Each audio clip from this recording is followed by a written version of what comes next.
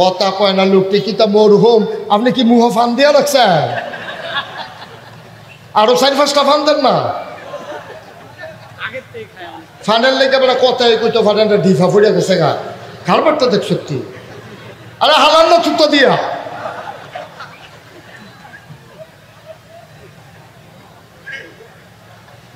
ফিশনের তারা আলেমোলামারা আমার একটু সহযোগিতা করেন বেশি, ওদের আওয়াজ দিয়া আমিন কর, দিছে দিছে মারহাবা কর। আপনারা যদি ফিলুইয়া ফানা করেন, এই ক্যামেরার মাধ্যমে ওয়াজ যাইতেছে গা আমেরিকা, ওয়াজ যাইতেছে গা ব্রিটেন, ওয়াজ যাইতেছে গা সৌদি আরব, মালয়েশিয়া। আপনারা যদি কোন না আমরার ওয়াজ আমরাই ধরে রাম কোনোখানে যাইতো দিতাম, তো এটা ফিলুইয়া ফানা নইল। এটা একটু আপনাকে দূরে দেহনের লেগিয়া এই ওয়াজটাকে থামাই রাখা যাবে না। আবার এখান দিয়ে মাই দিয়ে দেখলাম একবার এমন সেতা মাই পোষা করছে কেড়ে, তো মাইকটা একবারে সরাই লইলে ভালো আছি। হ্যাঁ, এটা বুঝ করে কারবার করার লাগতো না। এটা আমার, আমি তো মাইকটার আওয়াজটা আপনি শুনন লাগবো তো। আপনি আমারে সাইতেন দিয়া আমার ওয়াজ যদি না শুনেন, হ্যাবলা তো আরো সে তুলবো। এবারে বাইতো শিক্ষা থাকে, মাহফিলও শিক্ষা বিচার বাইত কিতা করে কি খবর লইলে পাওয়া গেল। কালো গেঞ্জি মাহফিলটা শুরু করতাম পারছি না, এবারে উঠে দোকানটা খুললে সারছি না, কয় বাহি দেয়।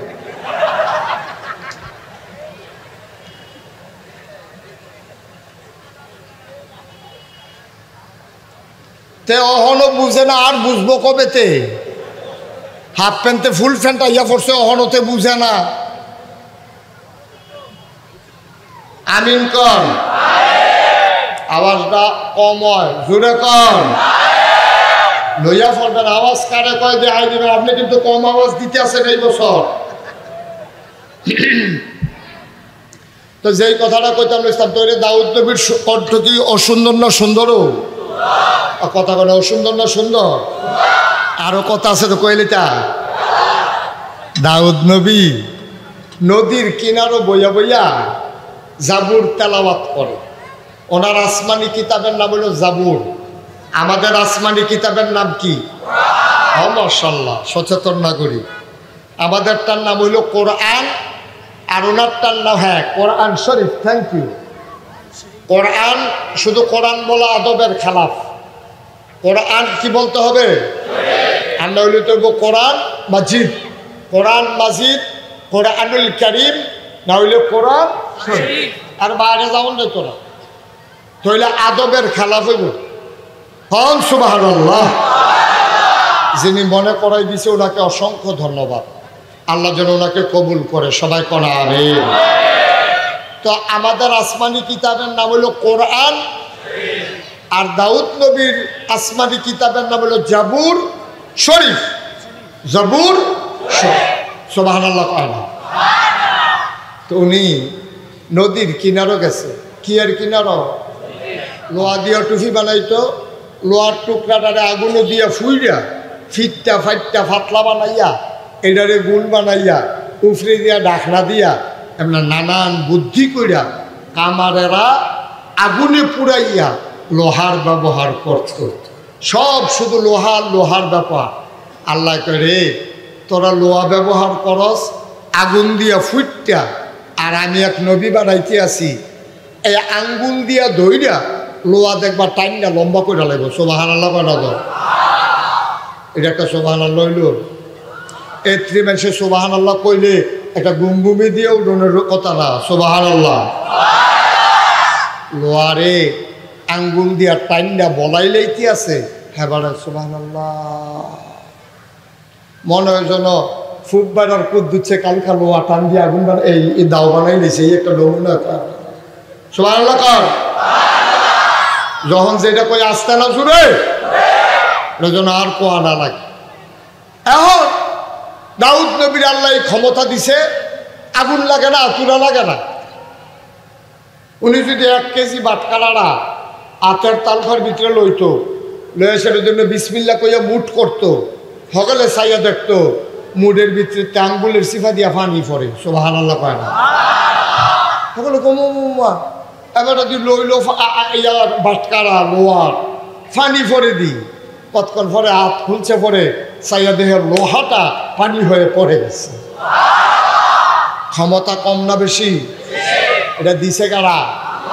গরিব মানুষ যারা যারা কামারের দোহানো নিলে দাও বানাইতে 500 টাকা দেয়, হ্যাঁ তারা দাউদ নবীর ভাই ফলাফাইন ফাটাইতো, কইতো যা তুই গিয়া দাউদ নবীরে কইস, আমরা গরিব মানুষ, আম্মায় কইছে রে দেখা দাও বানাই দিতেন, নিয়া কইতো ফলাফাইনে কইতো দাউদ নবী এই লোয়ারে দিয়ে একটা দাও বানাই দিতেন, কইছে আম্মা কই দে ভালো জায়গা চাইছ আমার কাছে দে।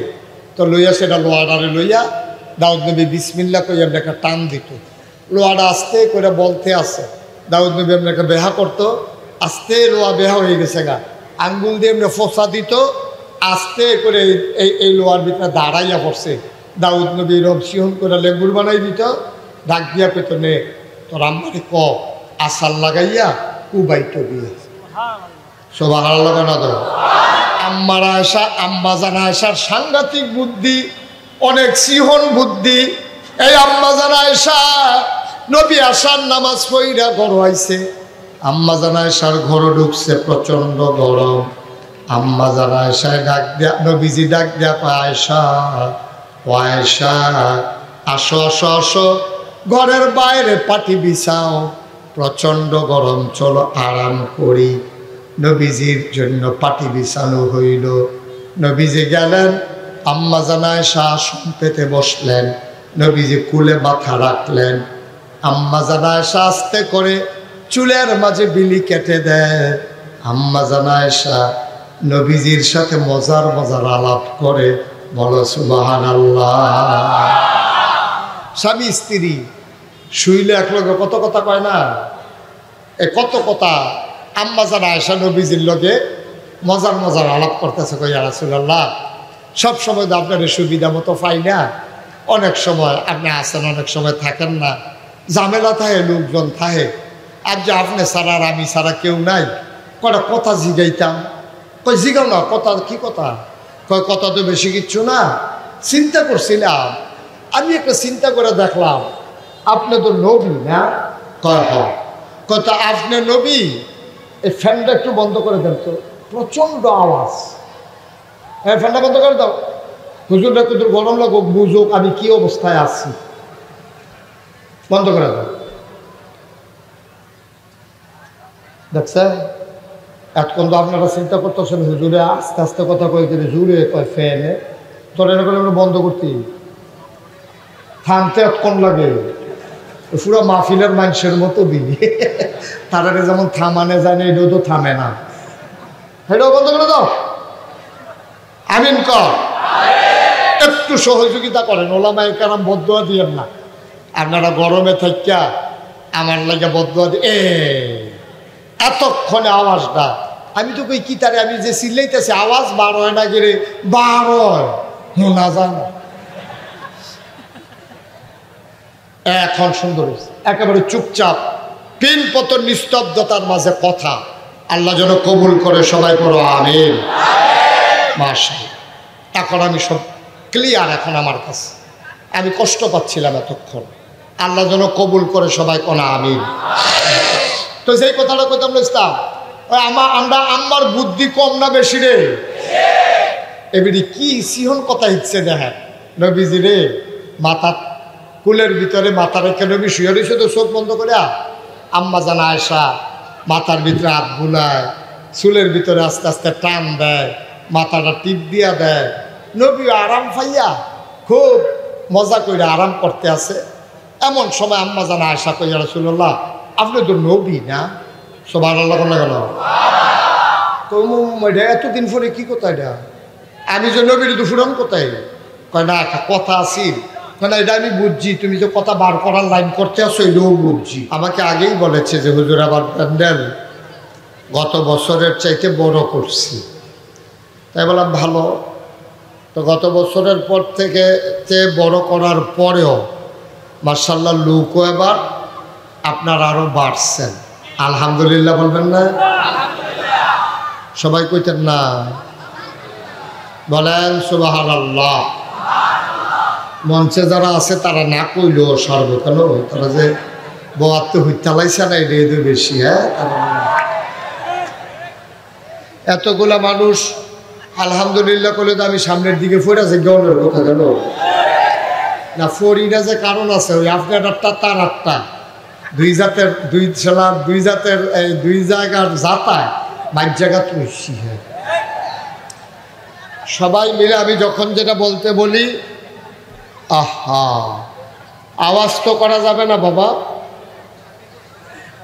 একটা শব্দ ভাই সাইটক করেন না দয়া করে, আপনি বেয়াদবি করতেছেন যিনি বারবার বলতেছেন।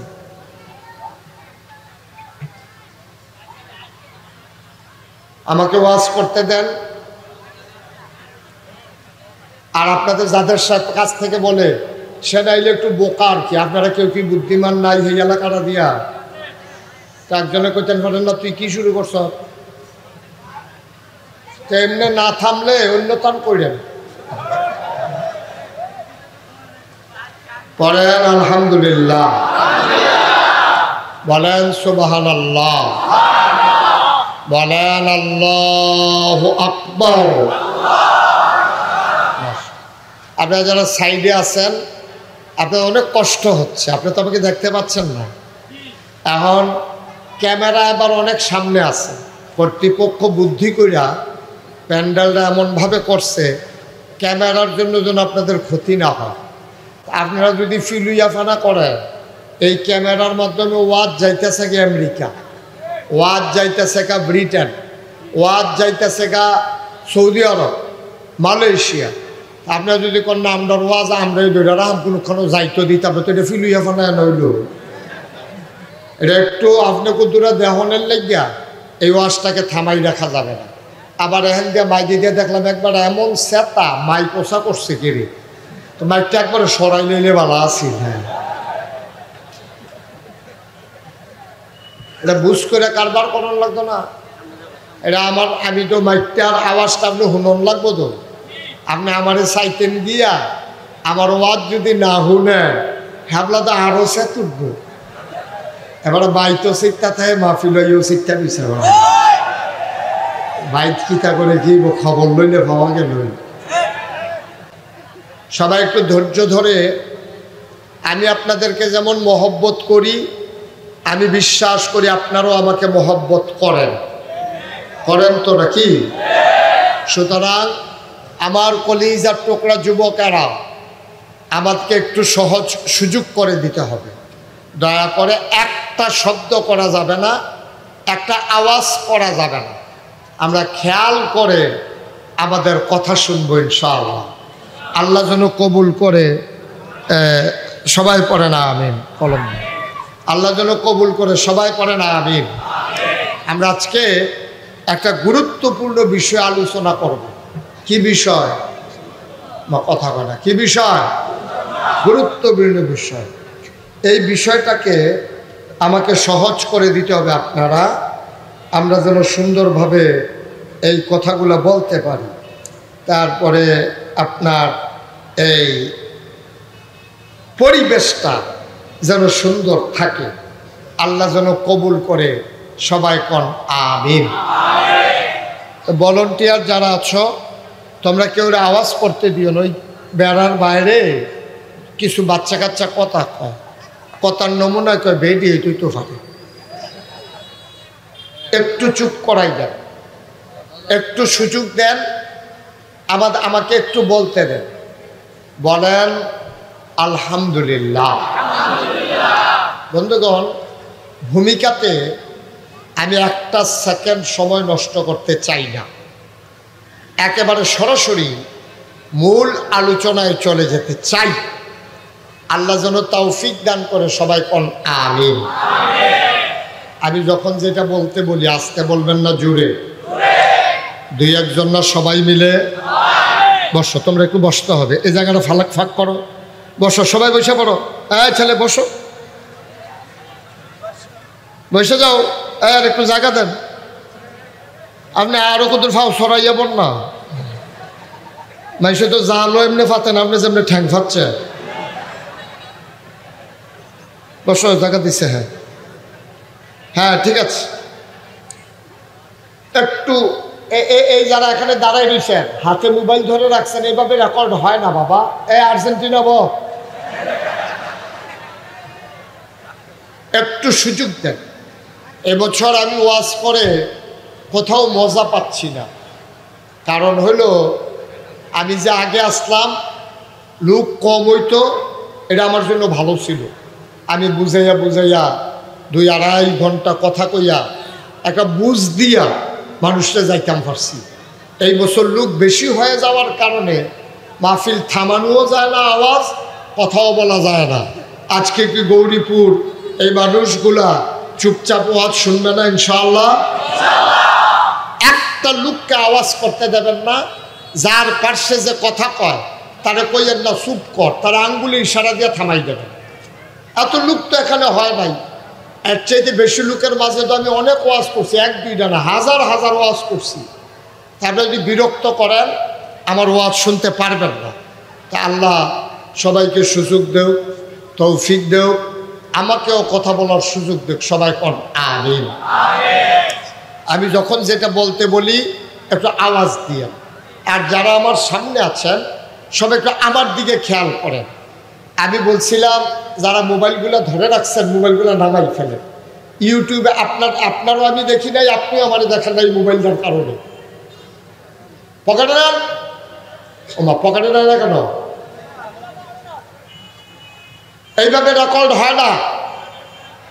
আপনার যে একটা মোবাইল আছে এটা তো সকলে দেখাইছে না, আর কতক্ষণ দেখাইবে?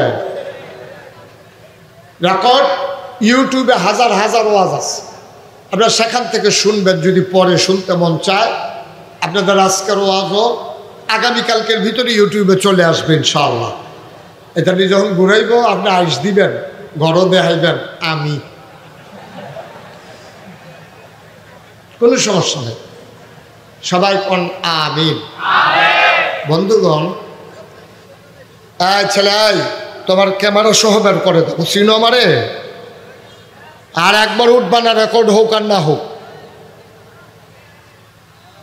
সবাই কোন আমিন।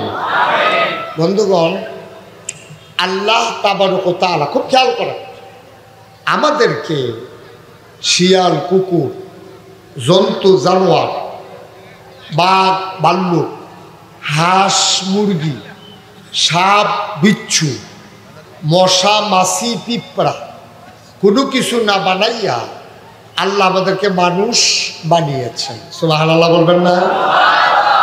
কি বানিয়েছেন? মানুষের দাম কম না বেশি? এই জন্য মানুষ বানানোর পরে আল্লাহ তাদের উপাধি দিলেন আশরাফুল মাখলুক। আমরা হলাম সৃষ্টির সেরা। সুবহানাল্লাহ কইতেন না? আমি খেয়াল করে দেখলাম আল্লাহ যে আমরা সৃষ্টির সেরা কইল, আসলে সেরার মতো আমরার ভিতরে কিচ্ছু নাই। এই যে ট্যাংরা মাছটা, আহারে তারারে দেখতাম পারি না রে। আচ্ছা যাই হোক, পরে আপনারা আমার চাইয়া যাবেন কত করে ওয়াজের পরে। ট্যাংরা মাছটা, এই ট্যাংরা মাছটার 3টা কাঁটা আছে। এই 3টা কাঁটা কেন দিছে? ট্যাংরা মাছটা ধরতে গেলে ট্যাংরা মাছ যেন আত্মরক্ষা করতে পারে। সুবহানাল্লাহ বলবেন না? শিং মাছেরও 3টা কাঁটা আছে, ট্যাংরা মাছের কাঁটা আছে, শিং মাছের কাঁটা আছে, যেন ওরা আত্মরক্ষা করতে পারে। কিন্তু আমরা মানুষ দেখেন মুরগা, এই মুরগার বাচ্চাটা আপনি ধরতে গেলে মা ডাই গিয়ে আচরণ দেয়। সাপ, তার ফোনা আছে, দাঁতের ভিতরে বিষ আছে। বাঘ, সে আচর দিতে পারে, কামড় দিতে পারে। গরু, তার 2টা শিং আছে।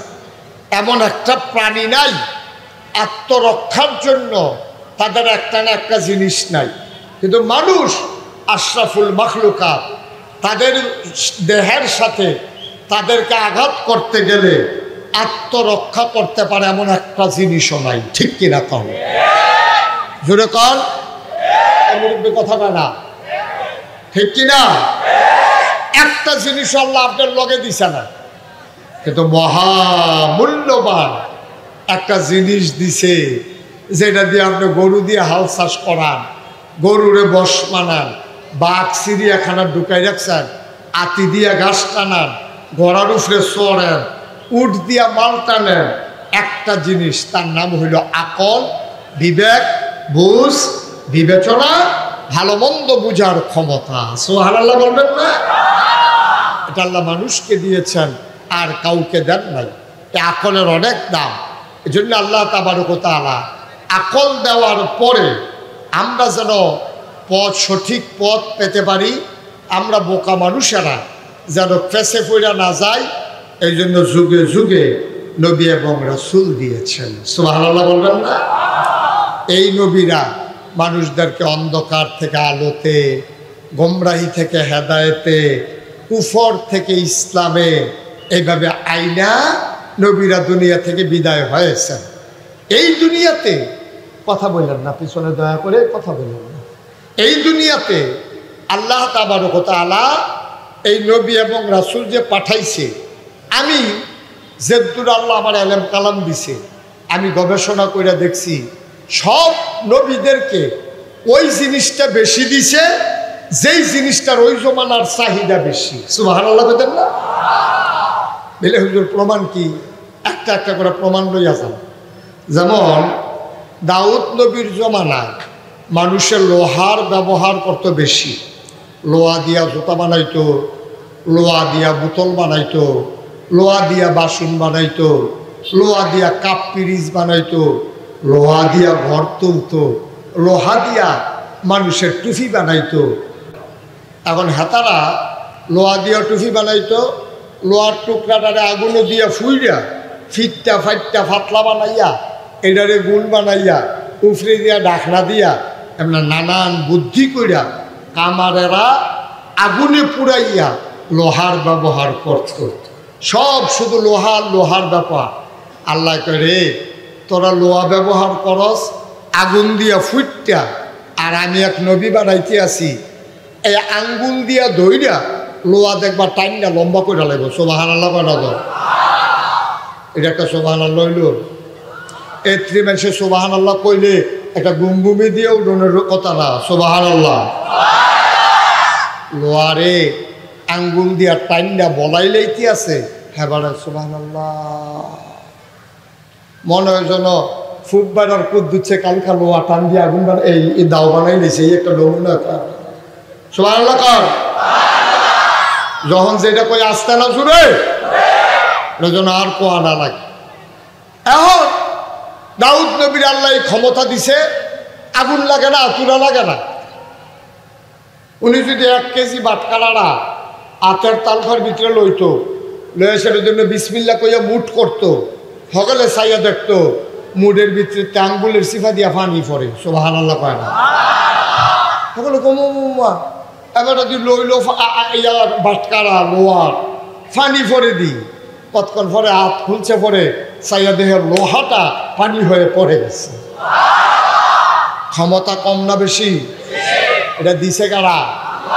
গরিব মানুষ যারা যারা কামারের দোহানো নিলে দাও বানাইতে 500 টাকা দেয়, হ্যাঁ তারা দাউদ নবীর বাইত ফলাফাইন ফাটাইতো, কইতো যা তুই গিয়া দাউদ নবীরে কইস, আমরা গরিব মানুষ, আম্মায় কইছে রে দেখা দাও বানাই দিতেন। নিয়া কইতো ফলাফাইনে কইতো দাউদ নবী এই লোহারে দিয়ে একটা দাও বানাই দিতেন, কইছে আম্মা।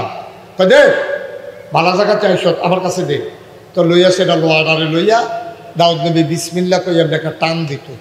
লোহাটা আস্তে করে বলতে আছে, দাউদ নবী এমনি একটা বেহা করতো, আস্তে লোহা বেহা হয়ে গেছে গা, আঙ্গুল দিয়ে এমনি ফোসা দিত, আস্তে করে এই লোহার ভিতরে দাঁড়াইয়া পড়ছে। দাউদ নবী রব সিহন করে লেবুর বানাই দিত, ডাক দিয়া পেতনে তোর আম্মারে ক আসার লাগাইয়া উবাইতো দিয়ে। সুবহানাল্লাহ না তো? এই দাউদ নবীরে দিছে লোহারে ফানি করার ক্ষমতা। দাউদ নবীর জমানায় মানুষের আরেকটা জিনিসের খুব চাহিদা ছিল, এটা হইল আপনার দাউদ ইকুটা বন্ধ করে দাও। দাউদ নবীর জমানায় মানুষ এই গান বাজনা খুব পছন্দ করত, সুন্দর সুর এটারে খুব পছন্দ করত। আল্লাহ কয় আরে সুন্দর সুর তোরা পছন্দ করস, ফাড়াইতে আছি টের হইবি সুন্দর সুর কারে কয়। সালমান গৌরীপুর দোতলা মসজিদের উপরে হাজার হাজার পাখি ডানা ছড়াই দিয়া দাঁড়াই রইছে। বেড়াই বেড়িয়াই সুইটা সেটা চিন্তা করে মসজিদের উপরে এমনি পাখি কেন? সবাই চিন্তায় পড়ে গেছে, দৌড়াইয়া গেছে সাইতো মসজিদের উপরে পাখি কেন? তারা গিয়া দেখে পাখিগুলো ডানা ছড়াইয়া দাঁড়াই রইছে, আর ভিতরে বৈশা বৈশা দাউদ নবী জাবুর তেলাওয়াত করতেছে। আমি আশা করছিলাম এই জায়গা সুবহানাল্লাহ আর একটু জোরে কইবেন। আশা করছিলাম আর কি, সুবহানাল্লাহ কর। পাখিরা মসজিদের উপরে দাঁড়িয়ে আছে, আর ভিতরে দাউদ নবী জাবুর তেলাওয়াত করে। ওনার সুন্দর কণ্ঠের তেলাওয়াত। কালো গেঞ্জি মাহফিলটা শুরু করতাম পারছি না, বেড়াই উঠবে দোকানটা খুললে সারছি না, কয় বাহি দেয়।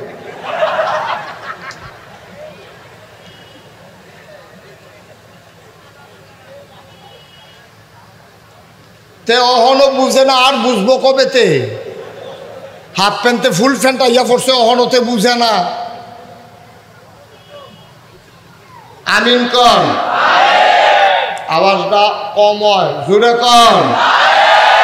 লইয়া পড়বেন, আওয়াজ কারে কয় যে আই দিবেন। আপনি কিন্তু কম আওয়াজ দিতে আছেন এই বছর। তো যেই কথাটা কইতাম ইসলাম তৈরি, দাউদ নবীর কণ্ঠ কি অসুন্দর না সুন্দরও? কথা বলে অসুন্দর না সুন্দর? আরো কথা আছে তো কইলিটা। দাউদ নবী নদীর কিনারো বইয়া বইয়া জাবুর তেলাওয়াত করে। ওনার আসমানি কিতাবের নাম হলো জাবুর। আমাদের আসমানি কিতাবের নাম কি? মাশাআল্লাহ, সচেতন নাগরিক। আমাদেরটার নাম হইল কোরআন, আর ওনারটার নাম কোরআন শরীফ। Thank you. কোরআন, শুধু কোরআন বলা আদবের খেলাফ। কোরআন কি বলতে হবে? আর না হইলে তো কোরআন মাজিদ। কোরআন মাজিদ, কোরআনুল কারীম, না হইলে কোরআন শরীফ। আর বাইরে যাওন রে তোরা, তাহলে আদবের খেলাফ হইব। হন সুবহানাল্লাহ। যিনি মনে করাই দিছে ওনাকে অসংখ্য ধন্যবাদ। আল্লাহ যেন ওনাকে কবুল করে, সবাই করা আমিন। তো আমাদের আসমানি কিতাবের নাম হলো কোরআন, আর দাউদ নবীর আসমানি কিতাবের নাম হলো জাবুর শরীফ। জাবুর শরীফ, সুবহানাল্লাহ কয় না? তো উনি নদীর কিনারও গেছে। কি এর কিনারও? আর কথা কয় না লোকটি কি তা মরহুম। আপনি কি মুহ ফান দিয়ে রাখছেন? আরো 4-5টা ফান দেন না। ফানের লেগে বেড়া কথাই কইতো, ফানেনটা ঢিফা ফুড়িয়া গেছে গা। খারবারটা দেখ সত্যি। আরে হালান না চুক্ত দিয়া।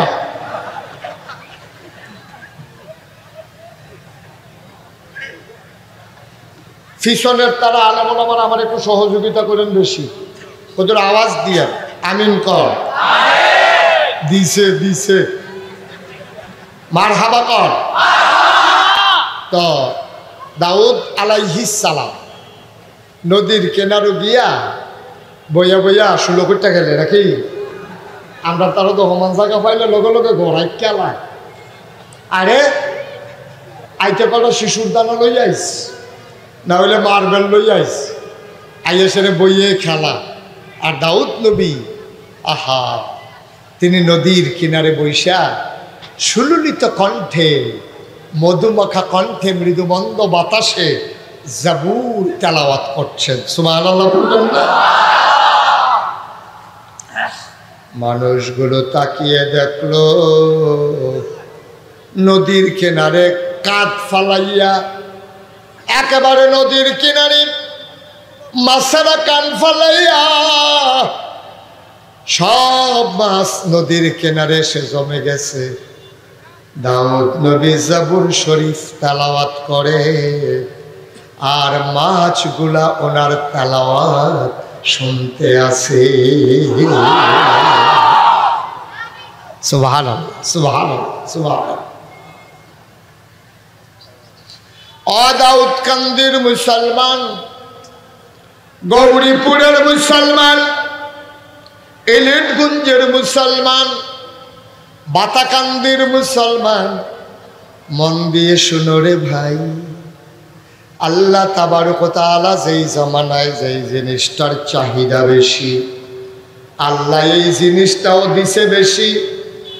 বন্ধু মন দিয়ে শুনো,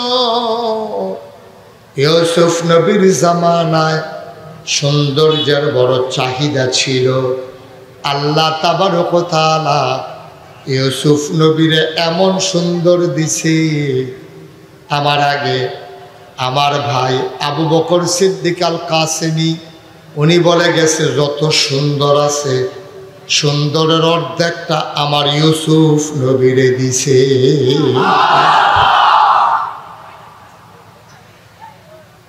আদম আলাইহিস সালাম ওনার এক আবুল বাশার, উনি মানুষের আব্বা, উনি মানুষের আবুল বাশার। আদম সফিউল্লাহ, নূহ আদমের সানি, ইব্রাহিম খলিলুল্লাহ, ইসমাইল জবিউল্লাহ, মূসা কালিমুল্লাহ, ঈসা রূহুল্লাহ, সুলাইমান নবীর দিছে রাজত্ব, দাউদ নবীর দিছে সুন্দর কণ্ঠ, ইউসুফ নবীর দিল সুন্দর চেহারা।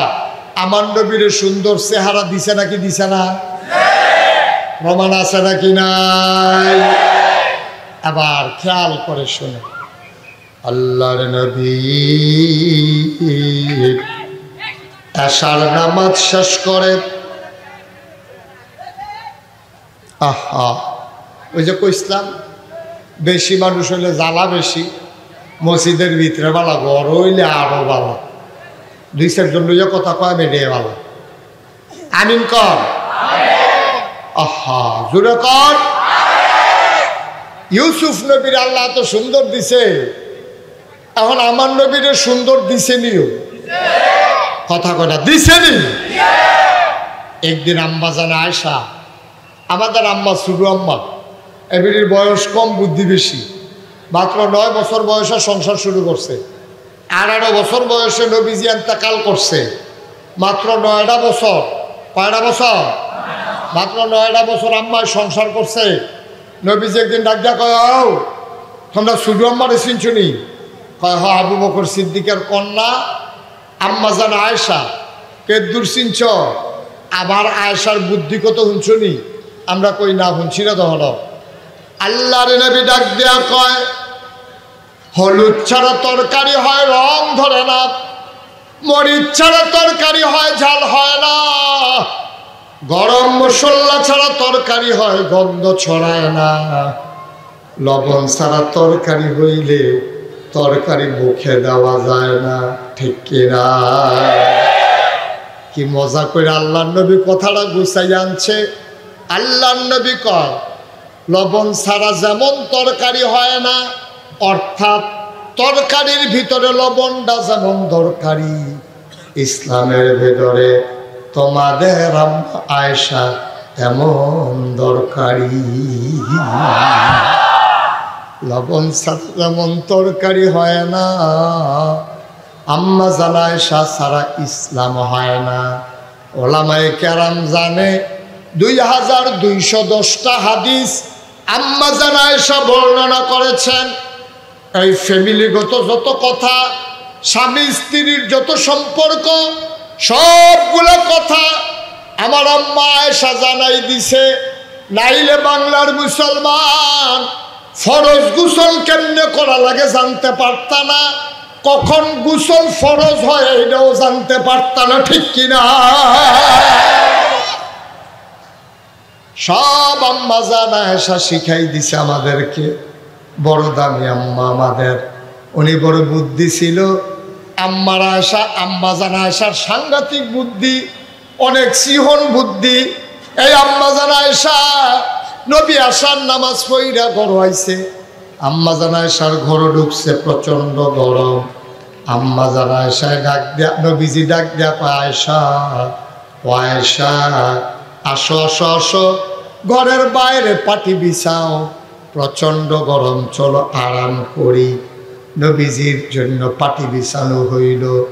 নবীজি গেলেন, আম্মা জান আয়েশা আসন পেতে বসলেন, নবীজি কুলে মাথা রাখলেন।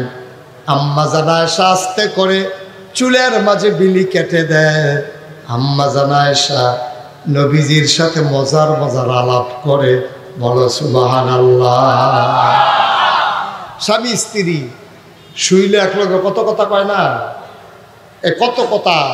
আম্মা জান আয়েশা নবীজির লগে মজার মজার আলাপ করতেছে। কই ইয়া রাসূলুল্লাহ, সব সময় তো আপনার সুবিধা মতো পাই না, অনেক সময় আপনি আসেন, অনেক সময় থাকেন না, ঝামেলা থাকে, লোকজন থাকে, আর যে আপনি ছাড়া আর আমি ছাড়া কেউ নাই, কটা কথা জিগাইতাম। কই জিগাও না, কথা কি কথা? কয় কথা তো বেশি কিচ্ছু না, চিন্তা করছিলাম, আমি একটা চিন্তা করে দেখলাম আপনি তো নবী না। কয় হয়, কথা আপনি নবী। এই ফ্যানটা একটু বন্ধ করে দেন তো, প্রচন্ড আওয়াজ। হ্যাঁ, ফ্যানটা বন্ধ করে দাও। হুজুরটা কিন্তু গরম লাগুক, বুঝুক আমি কি অবস্থায় আছি। বন্ধ করে দাও। দেখছেন, এতক্ষণ তো আপনারা চিন্তা করতেছেন হুজুরে আস্তে আস্তে কথা কয়ে দিলে, জুড়ে কয় ফ্যানে, তোর এনে করে আমরা বন্ধ করতে থামতে এতক্ষণ লাগে। পুরো মাহফিলের মানুষের মতো দিই, তারা যেমন থামানে যায় না, এটাও তো থামে না। এটাও বন্ধ করে দাও। আমিন কর। একটু সহযোগিতা করেন, ওলামায়ে কেরাম বদদুয়া দিয়েন না। আপনারা গরমে থাকিয়া আমার লাগে বদদুয়া দিয়ে এতক্ষণে আওয়াজটা, আমি তো কই কি তারে, আমি যে চিল্লাইতেছি আওয়াজ বার হয় না, গেলে বার হয় না জান। এখন সুন্দর হয়েছে, একেবারে চুপচাপ পিন পতন নিস্তব্ধতার মাঝে কথা। আল্লাহ যেন কবুল করে, সবাই করো আমিন। মাশাআল্লাহ, এখন আমি সব ক্লিয়ার। এখন আমার কাছে আমি কষ্ট পাচ্ছিলাম এতক্ষণ, আল্লাহ যেন কবুল করে, সবাই কোনা আমিন। তো যেই কথাটা কইতাম ইসলাম, আমরা আম্মার বুদ্ধি কম না বেশি রে? এবারে কি সিহন কথা ইচ্ছে দেখেন, নবীজি রে মাথা কুলের ভিতরে মাথা রেখে নবী শুয়ে রয়েছে, তো চোখ বন্ধ করে আম্মা জান আয়েশা মাথার ভিতরে হাত বুলায়, চুলের ভিতরে আস্তে আস্তে টান দেয়, মাথাটা টিপ দিয়া দেয়। নবী আরাম পাইয়া খুব মজা করে আরাম করতে আছে। এমন সময় আম্মা জান আয়েশা কই, ইয়া রাসূলুল্লাহ, আপনি তো নবী না? সুবহানাল্লাহ গেল। তো এতদিন পরে কি কথা এটা? আমি যে নবীর দুফুরন কোথায়? কয় না, একটা কথা আছিল। না, এটা আমি বুঝছি, তুমি যে কথা বার করার লাইন করতে আসো এটাও বুঝছি। আপনি তো নবী? কহ তো ইউসুফও তো নবী। কত এটা কি সন্দেহ আছে? ইউসুফও তো নবী। দেখেন আম্মা জান আয়েশা করতে ঘুরান দিয়ে আনতে আছে। আপনিও নবী, ইউসুফও নবী, আপনিও সুন্দর, ইউসুফ নবীও তো সুন্দর। কহ এই সাইড কথার ভিতরে কোনো দ্বিমত নাই। ইউসুফও সুন্দর, আপনিও সুন্দর, ইউসুফও নবী, আপনিও নবী, তাইলে তো এক রকমে হইল। আপনি আর ইউসুফ নবী তো এক রকম, তাইলে আপনার নবীলে দাম বেশি। নবী মুস্কি হাসি দেয়া কয়, আয়েশা, ও আয়েশা, শুনো শুনো শুনো, আমিও নবী, ইউসুফও নবী, ইউসুফও সুন্দর, আমিও সুন্দর। পার্থক্য হইল আমি শুধু নবী না, আমি ইউসুফ নবীরও নবী। আজও দেখবেন যারা কোরআন দিয়ে দেশ চলবে বলে, নবীর আদর্শ দিয়ে দেশ চলবে, সমাজ চলবে কথা বলে, তাদের জীবনে বিপদ মুসিবত, ঠিক কি না? প্রিয় ভাইয়েরা, যুগে যুগে যুগে যুগে এই বিপদরা আসে। আচ্ছা বলেন দেখি, এ কোরআন কার? ইসলাম কার? কোরআনের অর্থনীতির কথা আছে কিনা? রাষ্ট্রনীতির কথা নাই? অনেকে বলতে চায় যে কোরআন দিয়ে দেশ চলবে, সমাজ চলবে, কোরআনের রাজনীতি, এ কথাগুলা নাই, বলতে চায় না অনেকে। আমি কথাগুলা অত্যন্ত বিনয়ের সাথে বলতে চাই, খুব মনোযোগ দিয়ে শুনেন। জি ভাইও তো দিয়েছেন না? জি ইনশাআল্লাহ, আল্লাহ কবুল করুক, আমিন বলি। আমি যে কথাটা বলতেছি, কোরআনের মধ্যে রাষ্ট্রনীতির ব্যাপারে, একটা দেশের অর্থনীতি কিভাবে চলবে, একটা দেশ কিভাবে চলবে, কোরআনের বিচার ব্যবস্থা কিভাবে হবে, একটা দেশের আদালত কিভাবে চলবে, এই সংক্রান্ত একটা রাষ্ট্রকে নিয়ে এই সংক্রান্ত আয়াত একটা দুইটা নয়, প্রায় 900 মতো আয়াত আছে। আল্লাহু আকবার। সূরাতুল মুলক রাজ্য নামে একটা সূরা আছে, ঠিক কি না? সূরাতুল শুরা পার্লামেন্টের নামে সূরা আছে। সুতরাং যারা বলবে কোরআনের রাষ্ট্রনীতি নাই, তাহলে নবী সাল্লাল্লাহু আলাইহি সাল্লাম 10 বছর রাষ্ট্র পরিচালনা করছেন, কারো কি সন্দেহ আছে? কত বছর? আল্লাহ নবী সাল্লাল্লাহু আলাইহি সাল্লাম 10 বছর রাষ্ট্র পরিচালনা করেছেন। হযরত সুলাইমান আলাইহিস সালাম সারা পৃথিবী কন্ট্রোল করেছেন, রাজত্ব করেছেন। ইউসুফ আলাইহিস সালাম তিনি মন্ত্রিত্ব পালন করেছেন। সুতরাং যারা বলে কোরআনের রাজনীতি নাই, কোরআনের রাষ্ট্রনীতি নাই, তাদের সাথে ইসলামের কোনো সম্পর্ক নাই। কথা ঠিক কি না? আপনি কি করে অস্বীকার করবেন? নবী সাল্লাল্লাহু আলাইহি সাল্লাম 10 বছর দেশ চালাইছে কোরআন দিয়ে। যারা এটা অস্বীকার করবে তাদের কি থাকবে না? ভাই ঠিক কি না? প্রিয় বন্ধুগণ, আজকে দেখা যায় যারা কোরআনের সমাজ কায়েম করতে চায়, কোরআনের বিধান সমাজে কায়েম করতে চায়, তাদের বিরুদ্ধে যুগে যুগে তাদের বিরুদ্ধে প্রোপাগান্ডা চালাচ্ছে, ঠিক কি না? আমরা মনে করি হয়তো কেউ চলে গেছে, আমরা হয়তো যারা ইসলামী আন্দোলন করি, কোরআনের সমাজ কায়েম করতে চাই, আমরা হয়তো নিরাপদ। না, নিরাপদ নয়। আমাদের পথ, দিন কায়েমের পথ হচ্ছে কণ্টক কাকীর্ণ পথ, ঠিক কি না? এটা কখনো নিরাপদ পাবেন না। জান্নাতের পথ রক্ত পিচ্ছিল পথ। আল জান্নাতু তাহতা জিলালুস সুয়ুফ, জান্নাত হলো তরবারির ছায়ার নিচে। তার মানে কোরআনের সমাজ যারা কায়েম করতে চাইবে, কোরআনের আইন যারা সমাজে কায়েম করতে চাইবে, তাদের জন্য কখনো নিরাপদ হবে না, ঠিকই না? এটা কঠিন পথ, কিন্তু তারপরেও আমাদেরকে এই পথ থেকে, কোরআনের রাজ কায়েমের পথ থেকে পিছপা হওয়া কথা কন না যাবে? কথা বলেন যাবে? আচ্ছা বলেন দেখি, নবী সাল্লাল্লাহু আলাইহি সাল্লামের সময় মুনাফিক ছিল কি না? কথা কয় না কেন? আল্লাহ তাআলা নবীকে জানিয়ে দিলেন, নবী হে, আপনার পিছনে এরা এরা মুনাফিক, নবীর পিছনের নামাজি, নবীর পিছনের মুসল্লি। আল্লাহর হাবিব ইমামতি করতেছেন, নবীর পিছনের মুসল্লি। আল্লাহ পাক ওহী পাঠাইছেন, নবী হে, এরা এরা মুনাফিক, এরা এরা মুনাফিক। যাদেরকে মুনাফিক বলা হলো, এরা কিন্তু নবীজির হাতে কালিমা পড়েছেন, ঠিক কি না? যাদেরকে মুনাফিক বলা হলো, এরা কিন্তু নবীজির সাথে হজ করেছেন, বাইতুল্লাহ তাওয়াফ করেছেন। এমন মসজিদের মুসল্লি আপনাদের কলাখাল মসজিদে নামাজ পড়লে 1 রাকাত নামাজে 1 লক্ষ রাকাতের সওয়াব হবে। কিন্তু মুনাফিকরা যে মসজিদে নামাজ পড়তেন, সেই মসজিদে 1 রাকাত নামাজ পড়লে, 1 ওয়াক্ত নামাজ পড়লে 1 লক্ষ ওয়াক্তের সওয়াব হতো। সুবহানাল্লাহ। এমন মসজিদের মুসল্লি, কেমন ইমাম, যিনি ইমামুল মুরসালিন, সকল নবীদের ইমাম। আল্লাহু আকবার কর। এমন ইমামের পিছনের মুসল্লি, যদি এমন ইমামের পিছনের মুসল্লি যদি মুনাফিক হতে পারে, যে মসজিদে 1 রাকাত নামাজ পড়লে 1 লক্ষ রাকাতের সওয়াব হয়, যদি এমন মসজিদে মুনাফিক থাকতে পারে, তাহলে আমার আপনার এলাকার মসজিদগুলোতে মুনাফিক থাকতে পারে কিনা? পারে কিনা? পারে কিনা? এখন প্রশ্ন হলো, আল্লাহর হাবিব সাল্লাল্লাহু আলাইহি সাল্লামের সময় লোকগুলো কেন মুনাফিক হলো? এই জন্য মুনাফিক হয়েছে, মুনাফিকরা এই জন্য হয়েছে, এরা চাইছে আবু জাহেলরা ক্ষমতা থাকুক, মন মস্তিষ্ক দিয়ে মানুষের তৈরি করা সংবিধান দিয়ে দেশটা তারা চালাক, অসুবিধা নাই, আমরা নামাজ পড়বো, রোজা রাখবো, হজ করব, দেশ তারা চালাক, কোরআন দিয়ে দেশ চলতে হইবে, এত গুরুত্ব কি দরকার? এই জন্য লোকগুলো কি হয়ে গেছে?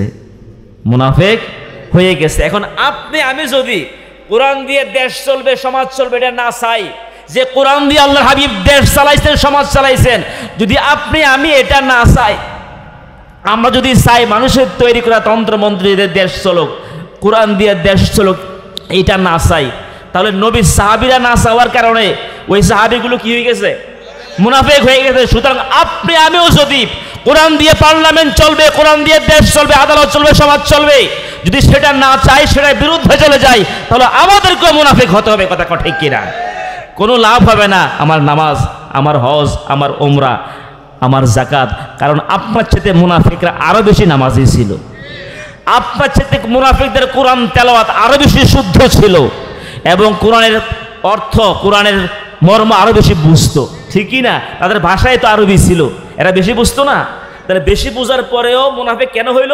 কোরআন দিয়ে সমাজ চলবে, দেশ চলবে, এটা চাই নাই, এই জন্য কি হয়েছে? মুনাফিক হয়েছে। এই জন্য আমরা মুনাফিক হতে চাই না। এই জন্য আমরা চাই আগামীর বাংলাদেশ হবে কোরআনের বাংলাদেশ। কথা কো ঠিকই না? তাহলে ইমানদার হওয়া যাবে। আল্লাহ কবুল করুক, আমিন বলি। আপনি কি মন খারাপ করেছেন? এটা কি কারো বিরুদ্ধে বলছি? কোরআনটা কি শুধু কি আলেম ওলামার নাকি সবার? শুধু কি মুসলমানদের না, গোটা মানবতার? তো কোরআন তো গোটা মানবতার, কোরআন তো সবার, ঠিক না ঠিক?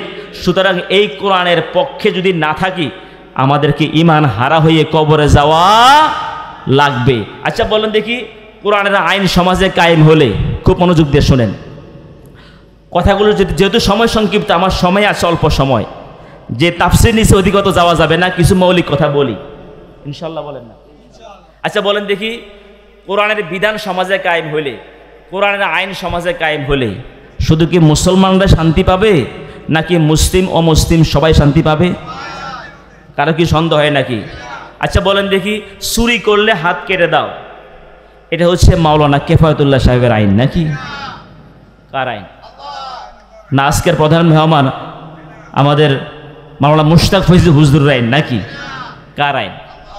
ওয়াসারিকু ওয়াসারিকাতু ফাকতাউ আইদিয়াহুমা, as to the thief, male or female, cut off his and her hand, और जो चोरी करता है उसके हाथ काट डालो, मर्द हो या औरत हो। যে চুরি করবে, দুর্নীতি করবে, নারী হোক পুরুষ হোক, তার হাত কেটে দাও। বিধানটা কার? আমার বন্ধুগণ, এবার সকলে জবাব দেন। আমার ভাইয়েরা, স্বাধীনতার পর থেকে আজ পর্যন্ত বাংলাদেশে দুর্নীতির অপরাধে, চাঁদাবাজির অপরাধে হাত কাটা গেছে কয়টা? কথা কয় না, কয়টা? তাহলে বোঝা গেল বাংলাদেশে একটাও দুর্নীতিবাজ নাই। শুধু কি আছে? দেখেন না এগুলা কি বের হয়। আমার ভাইয়েরা, আমার বন্ধুগণ, যদি আমাদের পার্লামেন্টে আইনটা পাশ হয়, দুর্নীতিবাজদের হাত কেটে দাও, এরপর আমাদের আদালত, হাইকোর্ট, সুপ্রিম কোর্ট যদি 2-4টা দুর্নীতিবাজের হাত কাটার অর্ডার করে, দুদক লাগবে না, দুর্নীতি দমন কমিশন লাগবে না, 1 সপ্তাহের মধ্যে বাংলাদেশ দুর্নীতি মুক্ত হয়ে যাবে, ঠিকই না? যদি আমাদের পার্লামেন্টে আইনটা পাশ হয়ে আমাদের সুপ্রিম কোর্ট, হাইকোর্ট 2-4টা দুর্নীতিবাজের হাত কাটার অর্ডার করে, আমাদের জাতীয় মসজিদ বাইতুল মুকাররমের সামনে যদি 2-4টা দুর্নীতিবাজের হাত কেটে হাতটাকে ঝুলিয়ে রাখে, তখন দুদক লাগবে না, দুর্নীতি দমন কমিশন লাগবে না, 1 সপ্তাহের মধ্যে বাংলাদেশ সোজা হয়ে যাবে, ঠিক কি না? যদি বাংলাদেশটা দুর্নীতি মুক্ত হয়ে যায়, অফিসে আদালতে কোথাও ঘুষ লাগে না, দুর্নীতির কোনো আশ্রয় নেই, আপনি যেখানে যাবেন অতিরিক্ত টাকা লাগবে না, ঘুষ দেয়া লাগবে না। যদি এমন সমাজ কায়েম হয়ে যায়, কোরআনের সমাজ, শুধু কি মুসলমানরাই শান্তি পাবে নাকি অমুসলিমরাও পাবে? তারাও তো পাবে, সবাই পাবে না? এই জন্য কোরআনের সমাজ কায়েম হলে মুসলিম অমুসলিম সবাই কি পাবে? শান্তি পাবে। এমন কি কোনো অমুসলিম দেশ, মনে করেন তারা ইসলাম গ্রহণ করে নাই, ইসলাম গ্রহণ মানে মুসলমান নাই, কিন্তু তারা কোরআন মোতাবেক দেশটা চালাবে। যদি অমুসলিম দেশও কোরআন মোতাবেক দেশ চালায়, আল্লাহ তাআলা ওই দেশের মধ্যে শান্তি দিবেন এবং বরকত দিয়ে দিবেন। ওয়ালাউ আন্না আহলাল কুরা আমানু ওয়াত্তাকাউ লাফাতাহনা আলাইহিম বারাকাতিম মিনাস সামাই ওয়াল আরদ। যেই জমিন, যেই দেশ, যে সমাজ কোরআন দিয়ে চলবে, আল্লাহর বিধান দিয়ে চলবে, সেই দেশের মধ্যে, সেই সমাজের মধ্যে আকাশ এবং জমিনের যত বরকতের দরজা আছে, সকল বরকতের দরজা আল্লাহ খুলে দিবেন। সুবহানাল্লাহ বলেন না?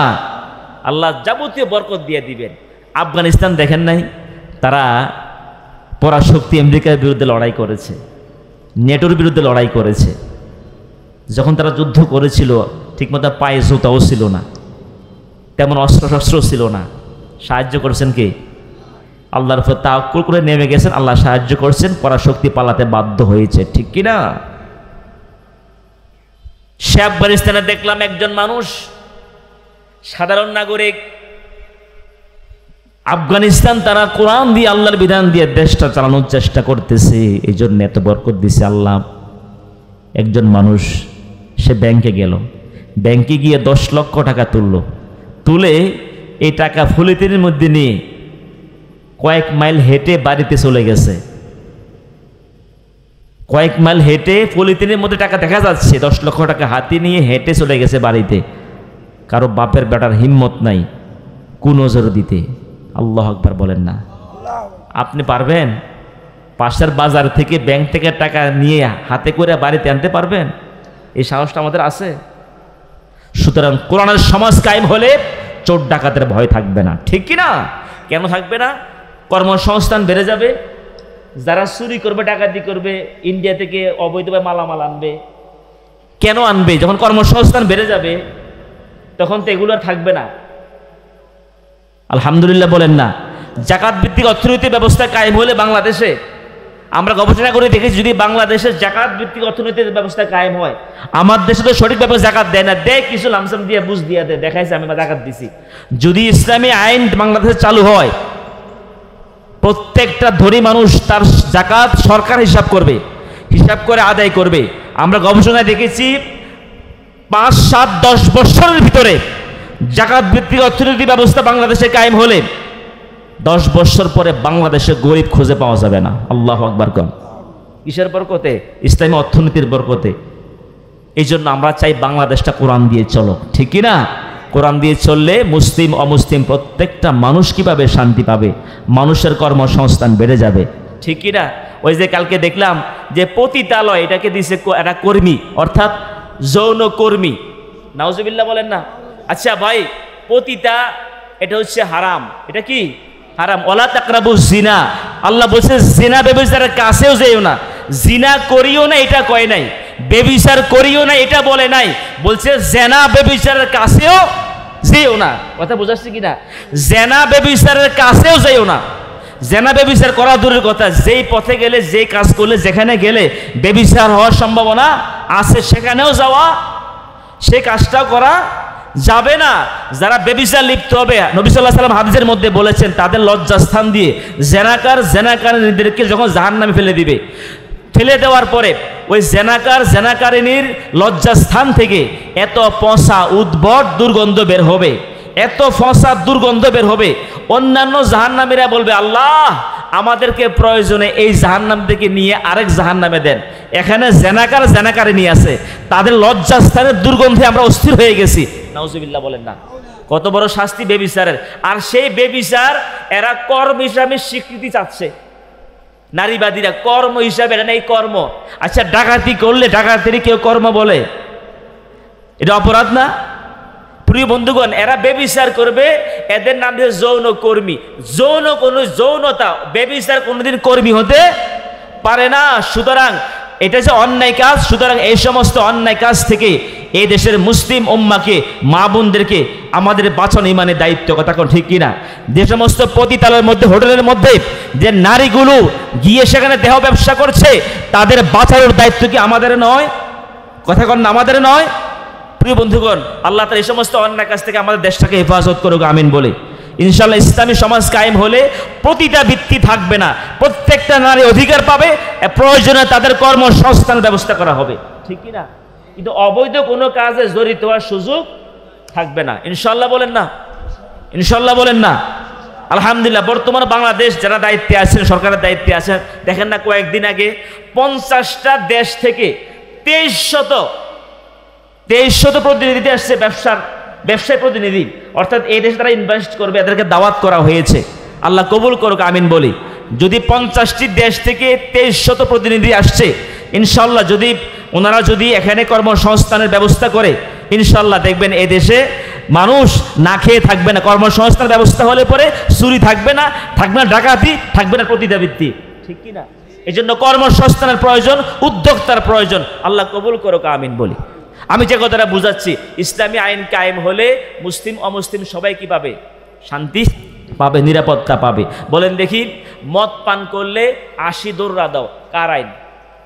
দৌড়া বুঝেন তো, মানে দৌড়ার সাথে রক্ত বের হবে, এটা 80 দৌড়া, চাবুক মারা। আমার ভাইয়েরা, যদি আমাদের দেশে ইসলামী আইন চালু হয়, কোরআনের সমাজ কায়েম হয়, যারা নেশার সাথে জড়িত হবে, মাদক দ্রব্য আমদানি করবে, রপ্তানি করবে, বিক্রি করবে, মাদকের সাথে যেভাবে জড়িত হবে, বায়াহা ওয়া মুফতাহা আসিরহা মুতাসিরহা, অর্থাৎ যে বিক্রি করবে, ক্রয় করবে, হামেলাহা যে বহন করবে, অর্থাৎ মাদকের সাথে যে যেভাবে সম্পৃক্ত হবে সবাই একে অপরাধী। যারাই মাদকের সাথে সম্পৃক্ত হবে, বিক্রি করবে, উৎপাদন করবে, পরিশোধন করবে, বহন করবে, যে যেভাবে মাদকের সাথে সম্পৃক্ত হবে, ইসলামী ল চালু হলে প্রত্যেককে দেওয়া হবে কয় দৌড়া? 80 দৌড়া। দৌড়ার সাথে রক্ত বের হবে। যদি এমন দৌড়া দেয়া হয়, মদখোর থাকবে সমাজে? আজকে দেখা যায় গ্রামগঞ্জে পর্যন্ত এই যে মাদক, ইয়াবা, বাবা, গাঁজা, ডাইল, ইন্নামাল খামরু ওয়াল মাইসিরু ওয়াল আনসাবু রিজসুম মিন আমালিশ শয়তান, এগুলা শয়তানের কাজ, ঠিক কি না? এই মাদক শয়তানের কাজ। আজকে গ্রামগঞ্জ পর্যন্ত মাদকের ছড়াছড়ি, ঠিক না বে ঠিক? আপনি হয়তো মাদক সেবন করেন না বলে আপনি জানেন না, কিন্তু যে সেবন করে হাতের নাগালে পাচ্ছে। প্রিয় বন্ধুগণ, আমাকে একবার এক মুসল্লি বলল, আমার এক মুসল্লি, তিনি বলতেছে, হুজুর, আমার ছেলে সে মাদকে নেশায় লিপ্ত। সে কি করে? হাতের মধ্যে ব্লেড নেয়, হাতের মধ্যে ব্লেড নিয়ে তার মাকে ব্লেড দিয়ে দাগ দেয় মাদকের টাকা না দিলে, এবং আমাকে বলছে এবং আমার বুকুর উপরে পা চাপ দিয়ে বসে দাঁড়াই থাকে মাদকের টাকা না দিলে। প্রিয় ভাইয়েরা, যার 5টা সন্তান আছে, যদি একটা সন্তান নেশাখোর হয়, তাহলে দেখবেন আপনার পরিবারটা ধ্বংস, ঠিক না বে ঠিক? আমাকে এক ড্রাইভার বলল, আমি মাহফিলে যাচ্ছি, তখন আমার এক ড্রাইভার বলল, হুজুর, আপনি যে মাদকের ওয়াজ করছেন, একটা কাহিনী শুনেন। আমার এক শালা আছে, আমার শালা আমার শাশুড়িকে গলায় চাপ দিয়ে ধরে, জিহ্বা বের হয়ে যায়, মাদকের টাকা না দিলে ছাড়ে না। নাউজুবিল্লাহ বলেন না। আমার ভাইয়েরা, এই নেশা যারা করে, যদি 80টা দৌড়া দেয়া হয় সমাজে, যদি ইসলামী আইন চালু হয়, 80 দৌড়া দেয়া হয়, নেশাখোরদের তাণ্ডব আছে না? তাণ্ডব দেখেন না, রাস্তা ঠেলে সোজা করে। আমি জিজ্ঞেস করলাম, ভেতরে রাস্তা ঠেলে কা? আরেকটা দেখলাম তাল গাছ ঠেলতেছে। জিজ্ঞেস করলাম, ঘটনা কি? কুজতে খাইয়া তাল হয়ে গেছে। কি গেছে?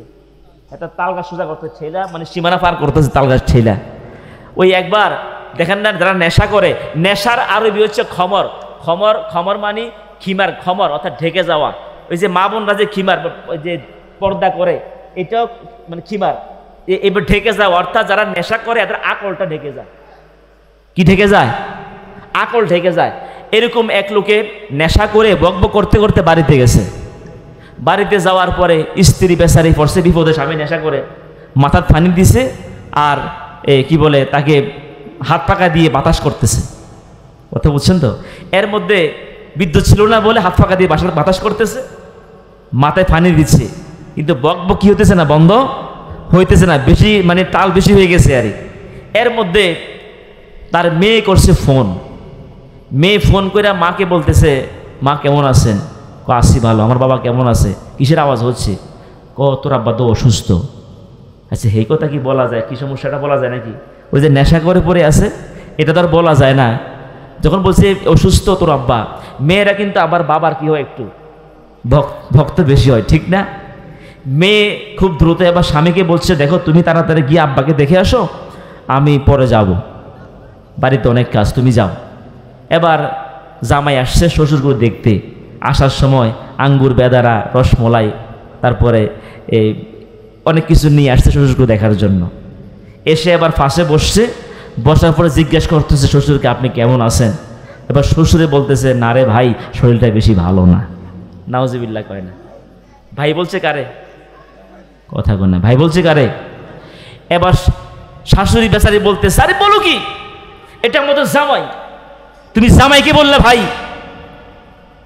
এবার বলতেছে, আরে মা হুঁশ নাই। এবার মা বললো কারে? নাউজুবিল্লাহ বলেন না। এই সমস্ত নেশাখোরকে যদি 80টা দৌড়া দেয়া হয়, এই নেশাখোরদের তাণ্ডব থেকে যে সমস্ত যুবকগুলো আজকে নেশা করতে, যদি ইসলামী আইন চালু হয়, এদেরকে 80টা দৌড়া দেয়া হয়, দৌড়ার সাথে রক্ত বের হবে, জনমত শিক্ষা পেয়ে যাবে, নেশা সমাজে থাকবে তখন? যদি নেশা বন্ধ হয়ে যায়, এই সমাজ থেকে নেশা উৎখাত হয়ে যায়, আমি তো চ্যালেঞ্জ করে বলতে পারি স্বাধীনতার পর থেকে যারাই ক্ষমতা ছিল নেশা বন্ধ করতে পারে নাই, কথা ঠিক কিনা? যারাই ক্ষমতা ছিল জুয়া বন্ধ করতে পারে নাই, যারাই ক্ষমতা ছিল দুর্নীতি বন্ধ করতে পারে নাই। আমি চ্যালেঞ্জ করে বলতে পারি যদি আমরা কোরআনটাকে পার্লামেন্টে পাঠাইতে পারি, কোরআন দিয়ে দেশটা চলে, সমাজটা চলে, আমি চ্যালেঞ্জ করে বলতে পারি বাংলাদেশ নেশা মুক্ত হবেই হবে ইনশাআল্লাহ, জুয়া মুক্ত হবেই হবে ইনশাআল্লাহ, বলেন না? এবং আপনার চাঁদাবাজ মুক্ত হবে, কথা কোন ঠিক কিনা? দুর্নীতি মুক্ত হবে, এই জন্য দরকার কোরআনের সমাজ, কথা কোন ঠিক কিনা? যদি সমাজটা নেশা মুক্ত হয়, জুয়া মুক্ত হয়, জুয়ারিদের তাণ্ডব থেকে, মদখোরদের তাণ্ডব থেকে শুধু কি মুসলমানদের আব্বা আম্মাই রেহাই পাবে, নাকি অমুসলিমদের আব্বা আম্মাও রেহাই পাবে? সবাই পাবে কি না? এই জন্য কোরআনের সমাজ কায়েম হলে মুসলিম অমুসলিম সবাই কিভাবে শান্তি পাবে। এই জন্য দেখছি কয়েকদিন আগেও দেখলাম বিভিন্ন জেলাতে অমুসলিমরা পর্যন্ত আবার সিদ্ধান্ত নিয়েছে, আমরা সবাইকে দেখছি আমরা চাই কোরআন দিয়ে দেশটা চলুক, আমরাও শান্তি পাবো। আলহামদুলিল্লাহ, বলেন না? অনেক অমুসলিমরা কোরআনের কায়েমের পক্ষে আসছে। এখন কেন আসছে? আর এটা বুঝে যে কোরআন দিয়ে দেশ চললে শান্তি হবে, এই শান্তি আমরাও পাবো, এবং কোরআন দিয়ে দেশ চললে কোনো অমুসলিমের নির্যাতনের শিকার। আরে ভাই, নবী সাল্লাল্লাহু আলাইহি ওয়াসাল্লাম যখন ক্ষমতা ছিল, ক্ষমতা থাকা অবস্থায় অমুসলিমরা পূজা করছে, এরা এদের কাজ করছে, এরা এদের মূর্তি বানাইছে, অসুবিধা আছে নাকি? অমুসলিমরা তারা মূর্তি বানাবে, পূজা করবে, এতে ইসলামের কোনো সমস্যা নাই, এরা এদের কাজ করবে, এবং আমরা ওনাদেরকে ইসলামের দাওয়াত দেব।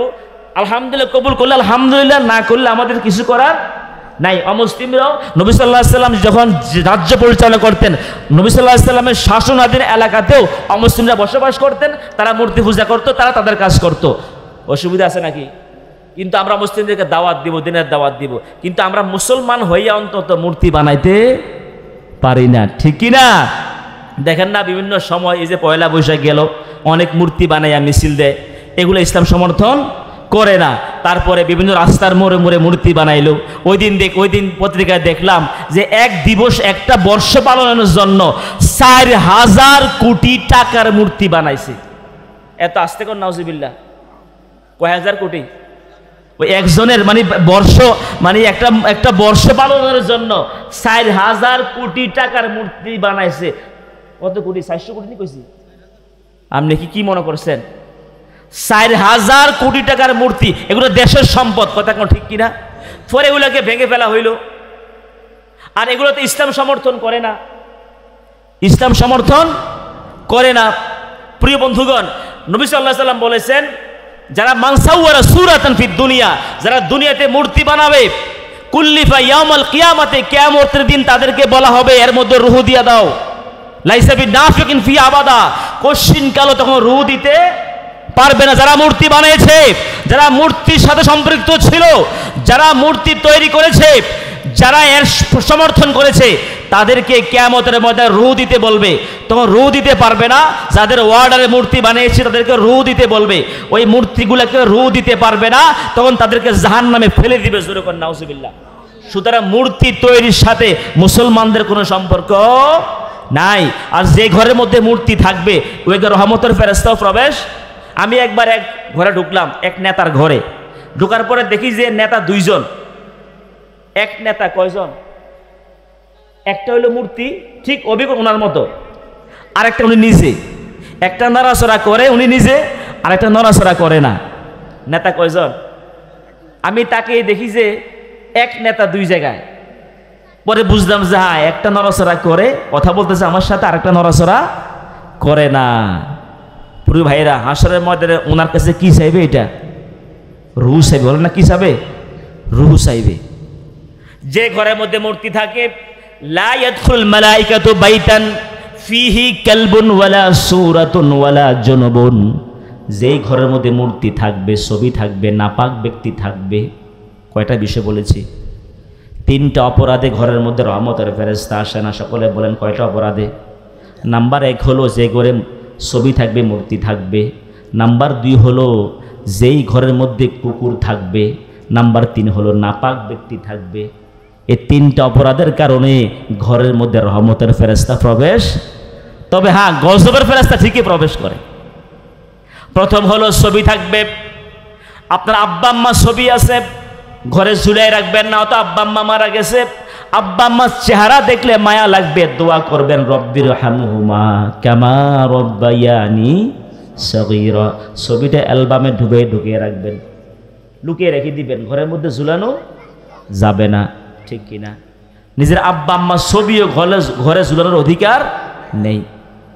যারা ঘরের মধ্যে ছবি ঝুলাই মূর্তি রাখে এবং সুকেজের মধ্যে দেখবেন ইঁদুর, বিড়াল, সাপ, বিভিন্ন কাঠের কাঁচের মূর্তি, মাটির মূর্তি মুসলমানদের ঘরের মধ্যে আছে, ঠিক না বে ঠিক?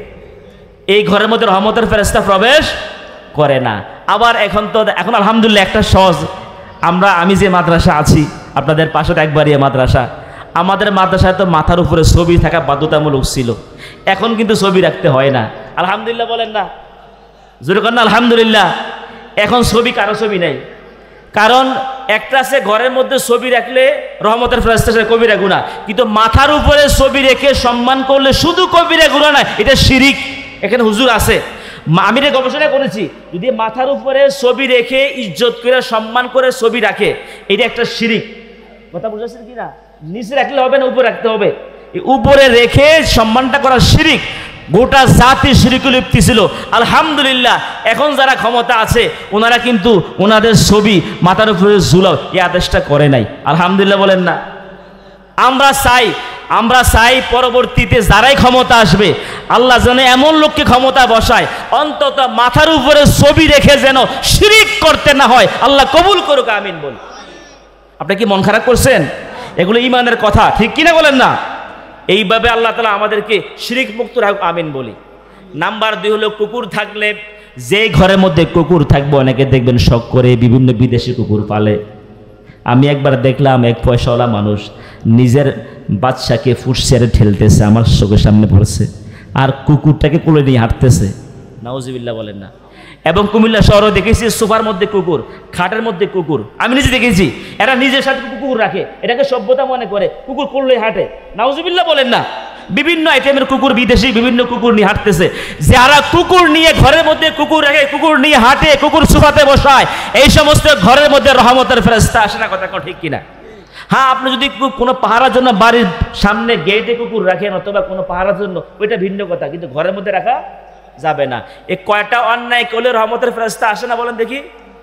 3 নাম্বার হলো যে ঘরের মধ্যে নাপাক ব্যক্তি থাকবে। নাপাক মানে ওই নাপাক ব্যক্তি নামাজের সময় চলে যাচ্ছে, সে দাম্পত্য জীবনের কারণে অথবা কোনো কারণে গোসল ফরজ হয়েছে, ও গোসলটা করে পবিত্রতা অর্জন করে নাই, গোসল করে পবিত্রতা অর্জন না করার কারণে নামাজের সময় চলে যাচ্ছে। যদি নামাজের সময় থাকে তাহলে সমস্যা নাই, কিন্তু নামাজের সময় চলে যাচ্ছে, গোসল করে পবিত্রতা অর্জন করে নামাজ পড়তেছে না, এমন ব্যক্তি যে ঘরের মধ্যে থাকবে সেখানে রহমতের ফেরেশতা আগমন। বুঝতে আসছে কিনা ভাই? এই কয়টা অন্যায় করলে রহমতের ফেরেশতা আসে না? 3টা। আল্লাহ 3টা অন্যায় থেকে আমাদের সমাজকে হেফাজত করুক, আমিন বলি। প্রিয় ভাইয়েরা, আজানের সময় হয়ে যাচ্ছে, আমি সংক্ষেপ শেষ করে দিচ্ছি। এখানে দিচ্ছে না? আচ্ছা, আজানটা হয়ে যাক, কেমন অল্প সময় কথা বলবো।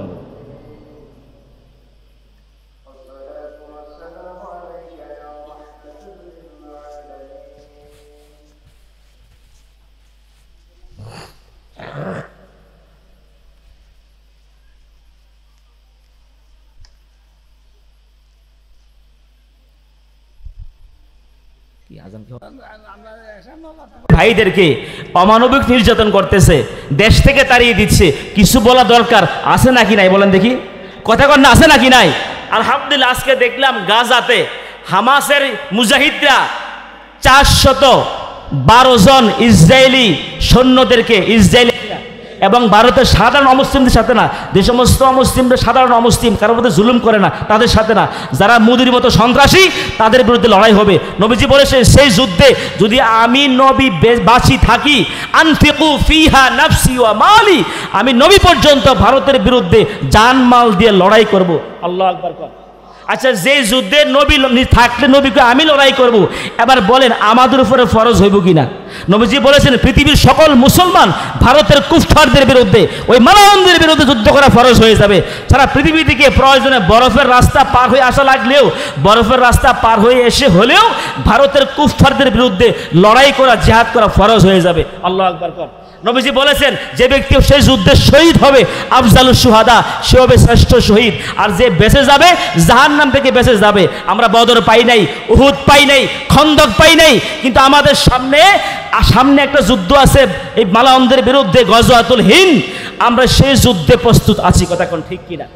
আমার ভাইয়েরা, এই ভারতের মুসলমানদেরকে তারা আজকে নির্যাতন করছে, অথচ ভারতের শাসক যারা মুসলিম ছিল, একটা শাসকের ইতিহাস বলে আমি সংক্ষিপ্ত সেভাবে শেষ করে দিচ্ছি। সম্রাট জাহাঙ্গীর, নাম শুনছে সম্রাট জাহাঙ্গীর? তিনি যখন ক্ষমতায় ছিল তিনি বলছেন এই ভারতে আমি দিল্লির শাসক, ভারতবর্ষ শাসন করি। এই ভারতের মধ্যে মুসলিম অমুসলিম সবাই সমান অধিকার পাবে। আল্লাহু আকবার। উনি ঘোষণা করলেন নিরাপত্তা সবাই সমান পাবে। একজন হিন্দু ভদ্র মহিলা আসছে সম্রাট জাহাঙ্গীরের কাছে বহুদূর থেকে, এসে বলছে, সম্রাট জাহাঙ্গীর, আপনি বলেছেন এই ভারতবর্ষে, ভারতের মধ্যে মুসলিম অমুসলিম সবাই সমান অধিকার পাবে, সমান নিরাপত্তা পাবে, কিন্তু আমরা অমুসলিম পরিবারে, হিন্দু পরিবারের মহিলা, আমরা তো নিরাপত্তা পাচ্ছি না। অভিযোগ। সম্রাট জাহাঙ্গীর কলিজা কেঁপে উঠছে, ভয়ে আতঙ্কে আল্লাহর কাছে কি জবাব দেব। কি সমস্যা বলেন? বলছে যে আমার একটা মাত্র ছেলে বহুদূরে চাকরি করে, 1.5-2 মাস পরে বাড়িতে আসে। আমার ঘরে আমার সুন্দরী পুত্রবধূ আছে। একটা লম্বর ছেলে রাতের বেলায় সে ঘরের মধ্যে ঢোকে আমার পুত্রবধূর সাথে শ্লীলতা হানি করে, ব্যভিচার করে, তার ইজ্জত নষ্ট করে। এই কথা বলার সাথে সাথে সম্রাট জাহাঙ্গীরের কলিজা কেঁপে উঠল ভয়া। আল্লাহর কাছে আমি কি জবাব দিব হাসরের ময়দানে? বলছে বৃদ্ধা মহিলাকে, বলছে বুড়ি মা আপনি যান, আমি আপনার সে বিচারটা করব, আপনি যান। বহুদূর বাড়ি, মহিলা চলে গেলেন। সম্রাট জাহাঙ্গীর ঘোড়ায় চললেন। অনেক সময় পার হওয়ার পরে সেই বাড়িতে গেলেন। রাত যখন গভীর হলো, বলছে এই সময় আসে সেই লম্পট, বলছে মা বাতিটা নিভিয়ে দেন। বাতি নিবানো হলো। সম্রাট জাহাঙ্গীর ঘরের মধ্যে ঢুকলেন, হাতের মধ্যে একটা নাঙ্গা তরবারি। যখন লম্পট ঘরের মধ্যে ঢুকছে, ঢোকা মাত্রই এমন এক আঘাত করছে তরবারি দিয়ে, এক আঘাতে লম্পটের মস্তক ছিটকে পড়েছে। আল্লাহু আকবার। জায়গায় শেষ। বলছে বুড়িমা বাতিটা জ্বালান। বৃদ্ধা মহিলা বাতি জ্বালাইলেন। জ্বালিয়ে যখন লম্পটের চেহারা দেখে সম্রাট জাহাঙ্গীর, লম্পটের চেহারা দেখা মাত্রই তিনি পড়ছেন আলহামদুলিল্লাহ। কি পড়েছেন? এবার বলছে বুড়িমা আমাকে একটু পানি দেন। বৃদ্ধা মহিলা গ্লাসে করে পানি আনলেন। বলছে না গ্লাস না, পুরো জগ ভর্তি করে, কলসি ভর্তি করে পানি দেন। এবার কলসি ভর্তি করে পানি আনলো, জগ ভর্তি পানি আনলো, ডকঢক করে সকল পানিগুলো একটানে খেয়ে ফেললো, পান করে ফেললো। বৃদ্ধা মহিলা ভয় পেয়ে গেছে, মানুষ এত পানি পান করে নাকি? সম্রাট জাহাঙ্গীরকে বৃদ্ধা মহিলা 3টা প্রশ্ন করলেন। বলছে সম্রাট জাহাঙ্গীর, প্রথম প্রশ্ন হলো আপনি কেন বাতি নিভাইতে বললেন? দ্বিতীয় প্রশ্ন হলো আপনি কেন লম্পটের চেহারা দেখে আলহামদুলিল্লাহ বললেন? 3 নম্বর প্রশ্ন হলো এত অধিক পানি কেন পান করলেন? কয়টা প্রশ্ন? এবার সম্রাট জাহাঙ্গীর প্রশ্নের জবাব দিচ্ছেন। বলছে বুড়িমা আপনি হিন্দু পরিবারের মহিলা, আপনি যখন বিচারটা দিয়ে আসছেন, আমি বিচার করতে আসছি, এই জন্য বলছি বাতিটা নিভাইয়ে দেন। আমার ধারণা ছিল আমার এই কঠিন শাসন ব্যবস্থার মধ্যে এই লম্পটের দুঃসাহস কি করে হলো? এই লম্পটটা কে হতে পারে? এটা আমার ছেলে ছাড়া এই দুঃসাহস কেউ করতে পারে না। এটা আমার ছেলেই তো হবে। আর ছেলে যখন ঢুকবে, বাবা হিসাবে ছেলের কল্লাটা উড়াই দিতে হয়তো মায়া লাগতে পারে। কি লাগতে পারে? যাতে মায়া না লাগে, আমার ছেলে হলেও মস্ত করে দেব। যেই শাসক সন্তানের বিচার করতে পারে, যেই শাসক দলের লোকের বিচার করতে পারে, সে দেশে শান্তি আসবে। কথা ঠিক কিনা? আর যেই শাসকে নিজের দলের লোক হলে 7 খুন মাপ, আর বিরোধী হইলে উল্টা মিথ্যা মামলা দিয়ে ফাঁসিতে ঝুলাইয়া দেয়। যেই শাসক নিজের ছেলে যদি লম্পটগিরি করে, লুটপাট করে, শাসক নিজের ছেলেকে ছেড়ে দেয়, ছাড় দিয়ে দেয়, ওই দেশে কোনোদিন শান্তি আসতে পারে না। ওই দেশ ধ্বংস হবেই হবে। কথা ঠিক কিনা? ওই শাসক ধ্বংস হবে। সম্রাট জাহাঙ্গীর বলছে আমি তো মনে করছি যে আমার ছেলে হবে, এই জন্য বলছি বাতি নিভিয়ে দেন। এরপরে যখন এই জন্য বলছি বাতিটা নিভিয়ে দেন, আলহামদুলিল্লাহ এই জন্য বলছি। লম্পটের চেহারা দেখে তিনি কি বলছেন? আলহামদুলিল্লাহ। এই জন্য বলছি যখন চেহারা দেখছি আমি তো মনে করছি আমার ছেলেই তো হবে। লম্পটের চেহারা দেখে দেখলাম যে এটা আমার ছেলে না, এটা অন্য কোন লম্পট। আমি খুশি হয়ে গেছি, অন্তত আমার ছেলে এমন অন্যায় করে নাই, এই জন্য কি বলছি আলহামদুলিল্লাহ। আল্লাহু আকবার বলেন না। এত পানি কেন পান করলেন? বলছে বৃদ্ধা মহিলাকে, বুড়ি হিন্দু ভদ্র মহিলাকে বলছেন, আপনি যখন আমার কাছে বিচারটা দিয়ে আসছেন, আমি সিদ্ধান্ত নিয়েছি বিচার করা ছাড়া আমি সম্রাট জাহাঙ্গীর এক লোকমা খাবার খাবো না, এক ঢোক পানি পর্যন্ত পান করব না। বা আমি ক্ষুধার্ত, দীর্ঘ সময়ের ক্ষুধার্ত, আমি অধিক সময় ক্ষুধার্ত অবস্থা আছি, এই জন্য অনেক পানি পান করে ফেলেছি। আল্লাহু আকবার বলেন না। সুতরাং এমন ন্যায়পরায়ণ শাসক যদি দুনিয়াতে আসে, যদি বাংলাদেশটা কোরআন দিয়ে চলে, আল্লাহর বিধান দিয়ে চলে, যদি কোরআনের পার্লামেন্ট হয়, আমরা চ্যালেঞ্জ করে বলতে পারি আগামীর বাংলাদেশ হবে প্রত্যেকটা নাগরিকের, মুসলিম অমুসলিম সকল মানুষের নিরাপত্তার বাংলাদেশ। কথা কোন ঠিক কিনা? এবং সবাই, নারী পুরুষ আবাল বৃদ্ধ বনিতা সবাই অধিকার পাবে, সবাই নিরাপত্তা পাবে। থাকবে না চুরি, থাকবে না ডাকাতি, থাকবে না সন্ত্রাসী, চাঁদাবাজি, মাদক, নেশা, ইফতিজিং হবে না নারীরা, এবং সমাজের মধ্যে কোনো অন্যায় হতে দেয়া হবে না। কোরআনের সমাজ সে গ্যারান্টি দিবে। কথা কোন ঠিক কিনা? কথা কোন ঠিক কিনা? কোরআনের সমাজ ফামান তাবিয়াল হুদায়া ফালা খাউফুন আলাইহিম ওয়ালা হুম ইয়াহজানুন। কোরআন দিয়ে দেশ চললে, সমাজ চললে কোনো ভয় থাকবে না, চাঁদাবাজির ভয় থাকবে না, সন্ত্রাসের ভয় থাকবে না, ডাকাতের ভয় থাকবে না। এই জন্য আমরা চাই আগামীর বাংলাদেশটা হোক কোরআনের বাংলাদেশ। কথা ঠিক কিনা? আল্লাহ কবুল করুক, আমিন বলি। আসসালামু আলাইকুম রহমতুল্লাহি ওয়া বারাকাতুহু। মাশাআল্লাহ, মারহাবা। আমাদের সম্মানিত বিশেষ আলোচক কোরআন ও হাদিস থেকে গুরুত্বপূর্ণ তাকরীর পেশ করেছেন। এখন আমাদের এশারা আযান হবে। এশারা আযানের কিছুক্ষণের মধ্যে আমাদের জামাত শুরু হবে মসজিদে ইনশাআল্লাহ।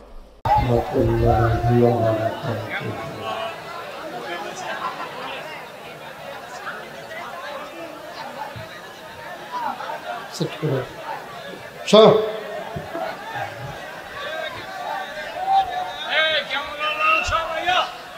সবাইগুলো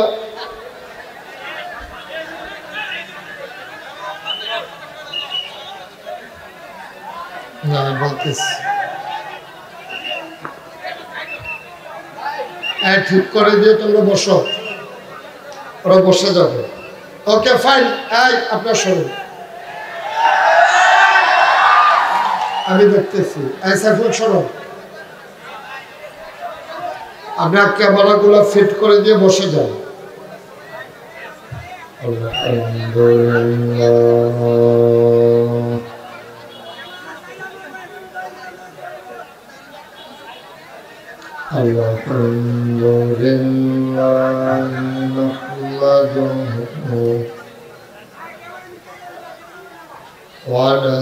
ونستعينه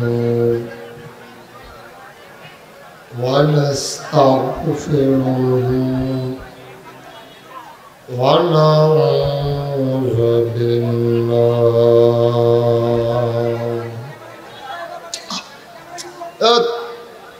চুপ।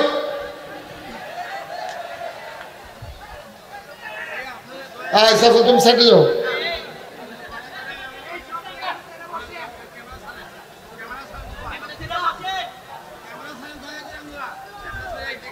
ونعوذ بالله من شرور أنفسنا ومن سيئات أعمالنا من يهد الله فلا مضل له ومن يضلله فلا هادي له ونشهد أن لا إله إلا الله وحده لا شريك له ونشهد أن سيدنا وحبيبنا ومولانا محمدا عبده ورسوله الذي أرسله بالحق بشيرا ونذيرا وداعيا إلى الله بإذنه وسراجا منيرا قال الله تعالى في القرآن المجيد وفي فرقانه الحميد সবাই পড়ো أعوذ بالله من الشيطان الرجيم بسم الله الرحمن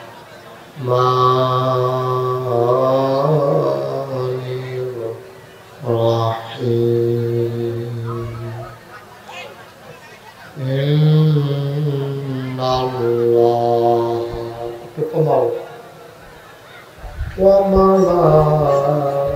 وملائكته يصلون على النبي يا أيها الذين آمنوا صلوا عليه وسلموا تسليما اللهم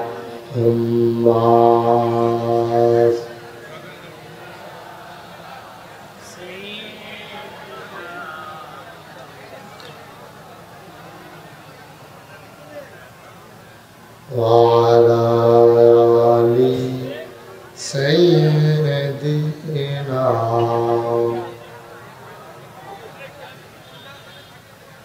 জোরে সুরে মহব্বতের সাথে গলা ছেড়ে দিয়ে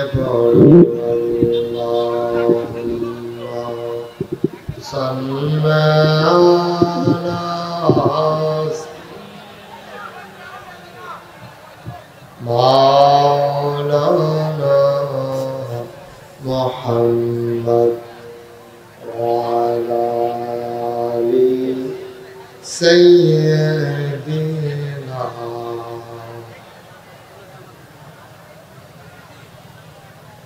عاشق يا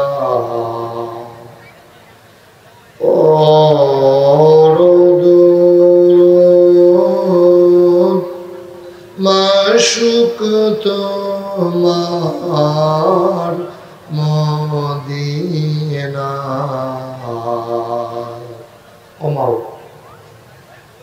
কমাই দাও আশিক হইয়া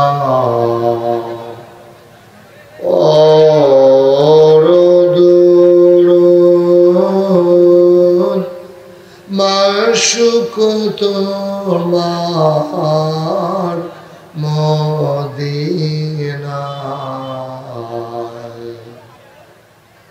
আশিক যদি হইতে পারো আশিক যদি হইতে পারো যাইবা সোনার মদিনায় আল্লাহুম্মা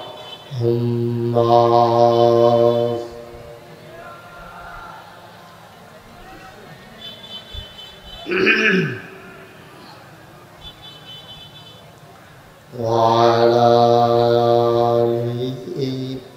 سيدنا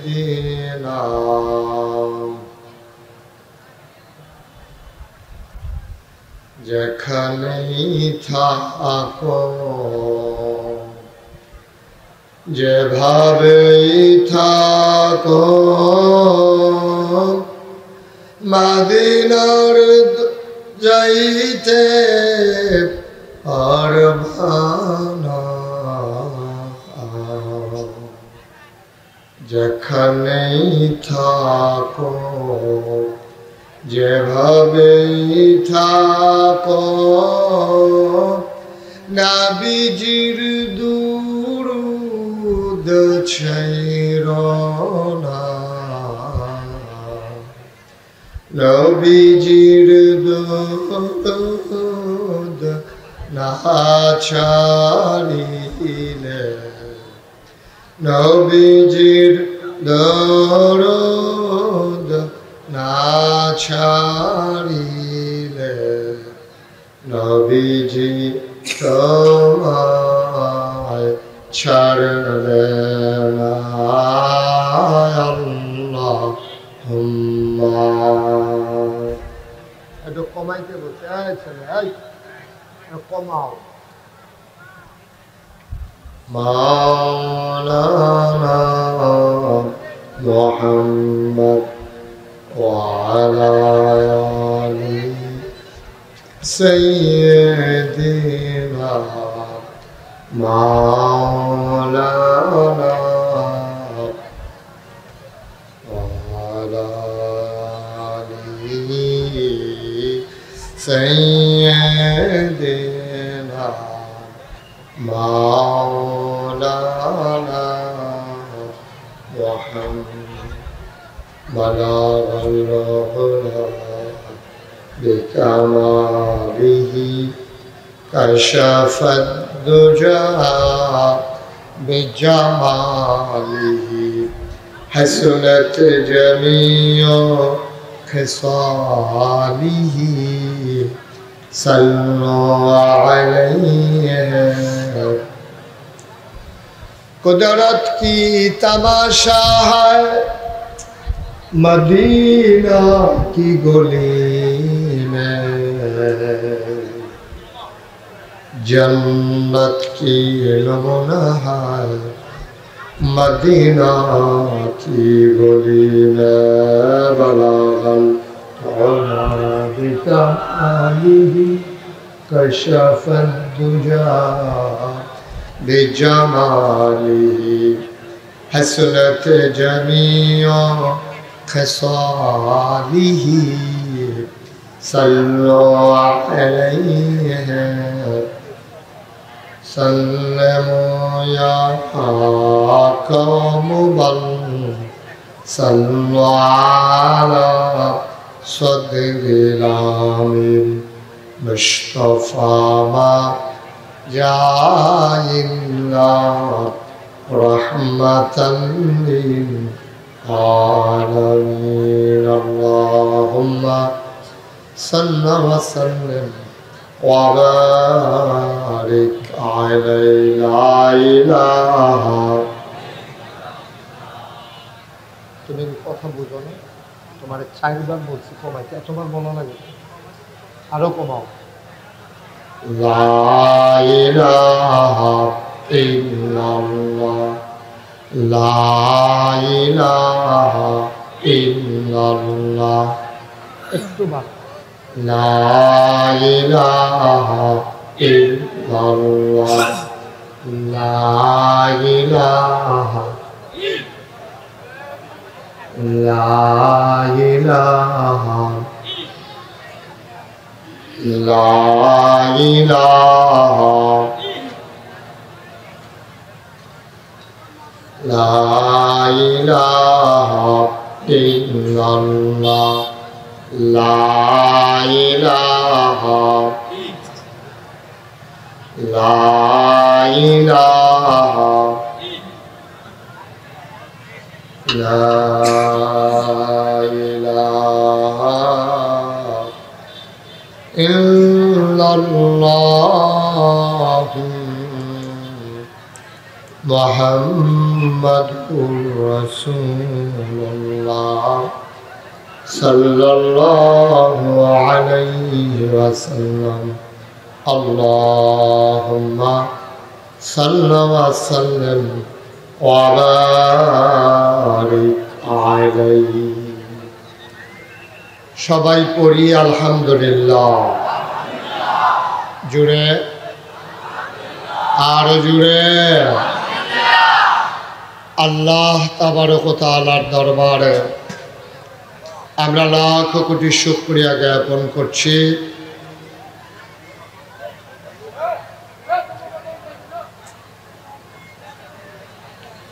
যিনি আমাদেরকে ঐতিহ্যবাহী ঐতিহ্যধন্য গৌরীপুর বাইতুল আকসা দোতলা জামে মসজিদ পরিচালনা পর্ষদের উদ্যোগে স্বপ্নচোরা যুব সংগঠনের উদ্যোগে তাফসীরুল কোরআন মাহফিল উপলক্ষে আজ 6 অক্টোবর রোজ রবিবার বরকতময় দিন শেষে অন্ধকারের চাদর যখন পৃথিবী ঢেকে দিয়েছে, জানান দিয়েছে রাত হয়ে গেছে। গতকালকেও এখানে ছিল পানি, আজকে সকাল থেকে আকাশে মেঘের ঘন ঘটা নাই, বৃষ্টির রিমঝিম বরিশন ধারা নাই। যিনি আমাদের জন্যে মনোরম পরিবেশ, অনুকূল আবহাওয়া এই মাহফিলের জন্য দান করলেন, আমরা মাবুদের দরবারে মাবুদের শিখানো কালেমা দিয়ে চিৎকার করে সবাই পড়ি আলহামদুলিল্লাহ। জনাব সাহেব সদর আজকের এই মাহফিলের জনাব সভাপতি আলহাজ নুরুল হক সওদাগর সাহেব, আজকের মাহফিলের প্রধান মেহমান আমার অত্যন্ত আদরের ধন কলিজার টুকরা পার্শ্ববর্তী বানিয়াপাড়া দরবারের আলা হযরত পীর সাহেব জনাব হযরত মৌলানা মোহাম্মদ আবু বকর সিদ্দিক আল কাসিমি, আজকের মাহফিলে ওয়াইজিনে কেরাম, মুরব্বিয়ানে আজাম, প্রিয় পরিচালক, উপস্থিত এলাকার বিভিন্ন মসজিদের ইমাম সাহেবান, পর্দার আড়ালের মা ও বোনেরা, কলিজার টুকরা আমার যুবকেরা, সবার প্রতি আমার আবারও আন্তরিক সশ্রদ্ধা সালাম। আসসালামু আলাইকুম ওয়া রাহমাতুল্লাহি ওয়া বারাকাতুহু।